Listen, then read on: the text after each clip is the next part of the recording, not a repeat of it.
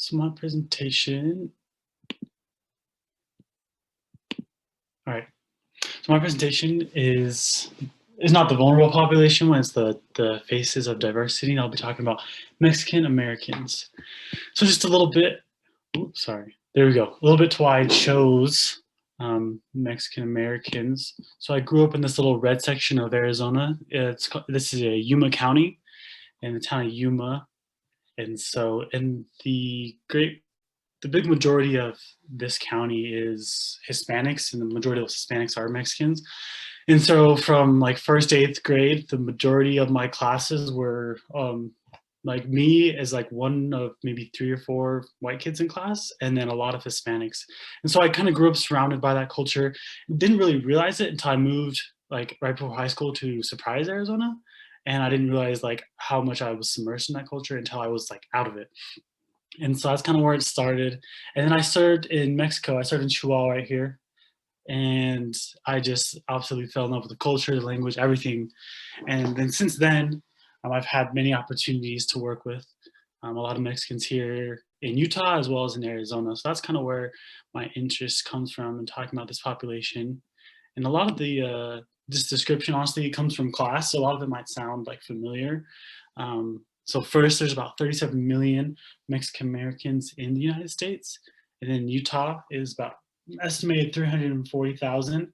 And so both of those numbers, it's like well over 60% of the Hispanic population in the United States and in Utah.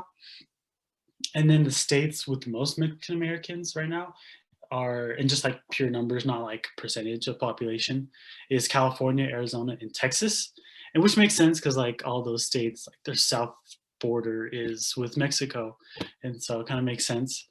It's an easy location for Mexicans to cross the border and relocate one of those states.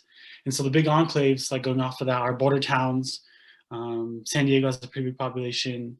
You have Nuevo Laredo, you have El Paso, and just other border towns like that. And they're starting to kind of move toward like Chicago. I know like I swear every other person I talked to in Chihuahua had a relative in Denver. And so that's also becoming a big enclave for them, at least the people from Chihuahua. And then Maricopa County, which is where Phoenix is. And so there's just a big population of Mexican Americans there. A lot of work opportunities kind of what drew them to Phoenix.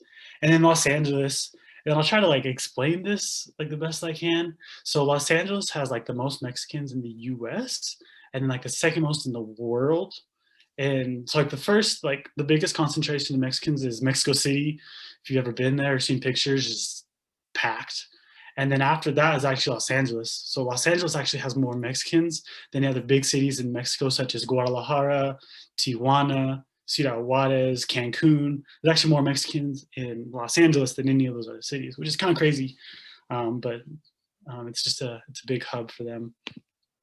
And a little bit about immigration history. So immigration of Mexicans to the United States kind of started, like the documentation of them started after the Treaty of Guadalupe Hidalgo. And that treaty is when the US bought a huge chunk of northern Mexico, what's basically southwest US right now, California, Nevada, Arizona. And we bought it super cheap. So a lot of, at least the Mexicans I've talked to, feel like we robbed it from them, which, I mean, for the low price, like you could definitely see it that way, but we technically purchased it. And then so that was in the later 1800s. And then the early 1900s, Mexico went through a big recession. That's when the first big wave of immigrants started to come into the United States. And then from 1910 to 1920, there was the Mexican Revolution. They were trying to overthrow President / dictator Porfirio Diaz. And there was just a lot of unrest. And so a lot of people became refugees and went to the United States. But kind of in the middle of that revolution, as we also talked a little bit about in class, was the 1917 Immigration Act, which made it harder because it placed literary requirements. It raised the cost of immigration. I think it was about $8 per person, which was a lot back then. And then it discriminated against like other minority groups. And so as those refugees were trying to get to the United States, it became harder. And then in 1924, the U.S. Border Patrol was officially created. And so before that, I mean, they might have checked some documents here and there, but really after that is when they started checking visas, documentation, um, and then fines for like consequences for illegal immigration came about. And then in 2012, President Obama signed DACA, the Deferred Action of Childhood Arrivals, which um, basically allowed children who came as little kids, like illegally, didn't really like know better because they were little kids. They allowed them to apply for work permits so they can stay here legally in the United States. And there's still a lot going with that. Hopefully one day this turns into them becoming citizens, but that's still to be determined. A little bit about culture. I won't go too much into this because basically we hit this pretty hard in class. So just the familismo, respeto, curanderismo, spiritual illnesses, and languages. There's a very important aspects of culture for any healthcare provider to know.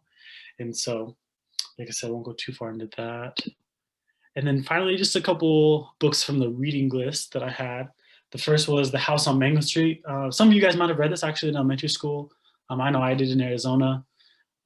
It talks about this girl named Esperanza, this Chicana girl who grew up in the suburbs of Chicago. Talks about kind of her growing up and maturing in that neighborhood, which was full of other Hispanics. And then Bless Me Ultima is a book. It's also a movie now, apparently.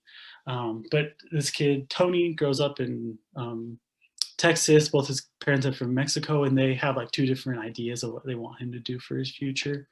But they bring in this curandera named Ultima, and she starts having a lot of influence on like his decisions, and he starts going to her for a lot of advice. And so those are just kind of two of the highlighted things from my reading list. So that was my presentation there on Mexican Americans.